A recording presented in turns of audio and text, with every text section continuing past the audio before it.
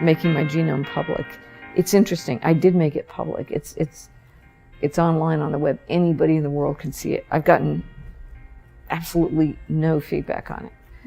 Whereas you go to a tighter community like Genomera or 23andMe, where my genome isn't even public, but I can share it with people.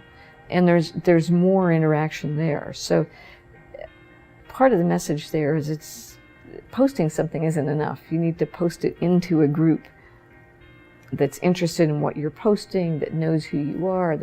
This whole notion of community is very important. The world at large is not a community. When people get together around something, they have this interest in common, but then they come from much more diverse backgrounds, which is why getting people together around an interest is much nicer than getting them together around an identity. My mother, who is an 89-year-old mathematician, a couple of years ago she told me that she loves reading Wikipedia, and when she sees a biography of some mathematician that's incorrect, she fixes it. So I'm very proud of that. People are realizing that they have more power collectively than individually.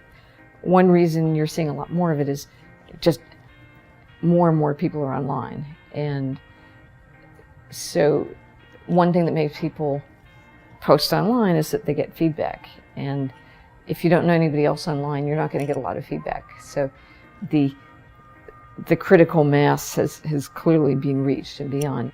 There was a really interesting factoid about Second Life when it was big. So part of Second Life was you had these avatars, and many of them were, quote, outrageous. You know, they were very sexy, or they were dragons or whatever. And they found that the users of Second Life skewed away from New York and San Francisco. And I think the reason is in New York and San Francisco, you can do that in real life. You don't need to go online. But in Columbus, Ohio or something, if you wanted to be weird, it was really hard to do that in Columbus. So you could go online. And that was a really interesting phenomenon. Second Life was very helpful for people who felt estranged from their physical daytime community. Long ago, the deep depths of history, people were producers and consumers. You either went out and you went out and hunted things with a bow and arrow or a club, or you picked them out of the ground and you built your own home. And then we became economically organized, and most people ended up being part of an institution that enabled them to be productive. But as individuals, they were just consumers.